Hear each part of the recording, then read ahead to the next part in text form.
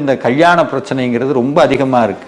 அதற்கு ஒரு தீர்வு என்னன்னா, நான் அனுபவ ரீதியாக பார்த்த ஒண்ணு நீலங்குள் மேகத்தின் மயில் மீதுன்னு ஒரு திருப்புகள் இருக்கிறது. அதை தினந்தோறும் பாராயணம் பண்ணணும் ஒண்ணு. ரெண்டாவது திருவிடைக்களின்னு ஒரு கோவில் இருக்கிறது. அந்த கோவில்ல போய் முருகனை இந்த திருப்புகள் பாடி முருகன் உத்தரவு கிடைத்த பிறகு திருவிடைக்களி போயிட்டு வந்தாங்கன்னா கட்டாயம் கல்யாணம் நடக்கும். அதே மாதிரி முருகனுக்கு வெள்ளிக்கிழமை விரதம்னு ஒண்ணு இருக்கு. செவ்வாய்க்கிழமை தான் பிரதானம் சொல்லுவாங்க. ஆனா முருகனுக்கு ரொம்ப விசேஷமானது வெள்ளிக்கிழமை விரதம்.